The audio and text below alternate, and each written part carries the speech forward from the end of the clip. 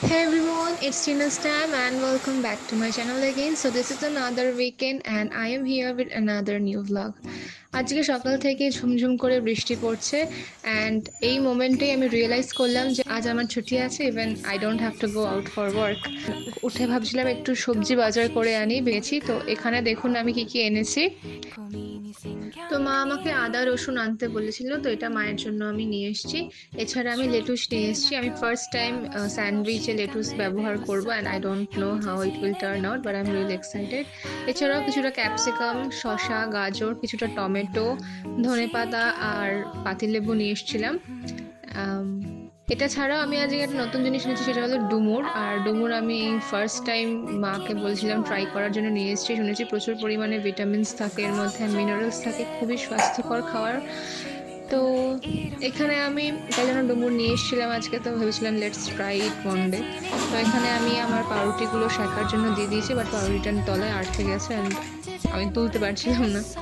তো then I thought চাকু use করা যেতে পারে। খুন্তিও ছিল, বাট আমি জানি না কেন আমি চাকু ইউজ করছি, আই ডোন্ট নো ভাই। তো যাই হোক, এখানে পাউরুটিগুলো ভালো করে সেঁকে নিয়ে আমি ক্যাপসিকাম অ্যান্ড গাজরটা আমি কাঁচা খাওয়ার থেকে একটুখানি চতে করে খেতে পছন্দ করি। তাই এই পাউরুটিগুলোকে কড়কড়া করে সেঁকে নিয়ে আমি একটুখানি বাটার দিয়ে তার মধ্যে ক্যাপসিকামস অ্যান্ড গাজর একটুখানি সতে করে নেবো জাস্ট।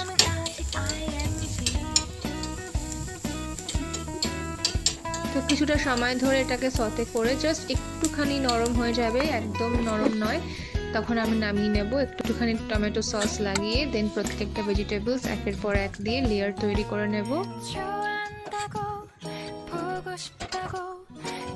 অ্যান্ড দেন আমাদের স্যান্ডউইচ রেডি হয়ে যাবে।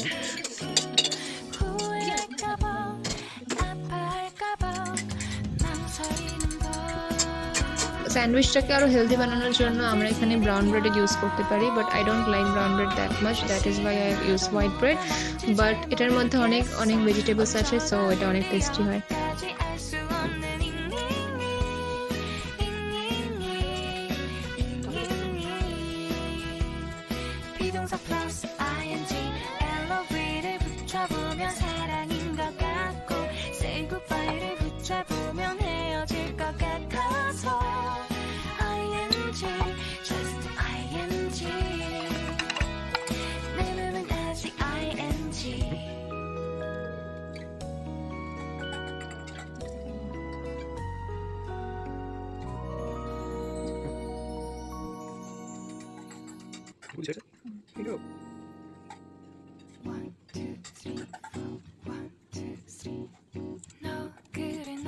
요새 너 조금 이상해졌어.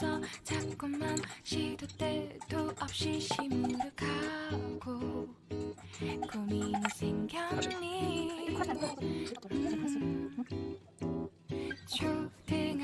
And এখানে আমাদের ভেজ লোডেড স্যান্ডউইচ রেডি, তো লেটস ট্রাই ইট।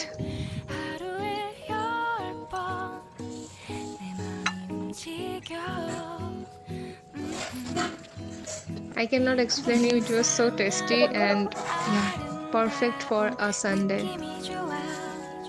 তো খাওয়ার পর ভাবলাম মাকে ডুমুরটা কেটে দিই, কারণ মাও আর আগে কখনো ডুমুর রান্না করেনি, তো আমি ইউটিউবে দেখে নিয়েছিলাম কী করে ডুমুর কাটতে হয়।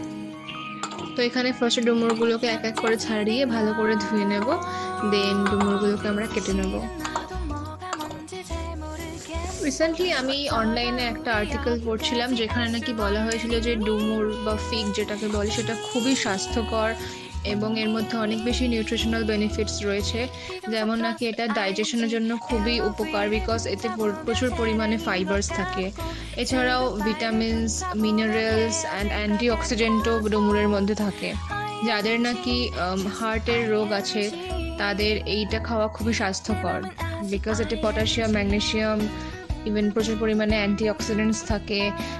এছাড়া ক্যালসিয়াম, ফসফরাস, আরও অনেক কিছু থাকে যেগুলো নাকি তোমার ব্লাড প্রেশার ব্যালেন্স রাখতে সাহায্য করে, হাড় মজবুত করতে সাহায্য করে, ব্লাড সুগার। এছাড়া অক্সিডেন্ট থাকে বলে অনেক ইনফ্লেমেশন কমাতেও সাহায্য করে। তো এছাড়াও অ্যানিমিয়া যাদের আছে বা যাদের আয়রন ডেফিসিয়েন্সি আছে তাদের জন্য এটা অনেক বেশি উপকারিতা। আর এর মধ্যে ভিটামিন এ, ভিটামিন সি, কে এইগুলো রয়েছে। তো ডুমুরে অনেক উপকারিতা আছে।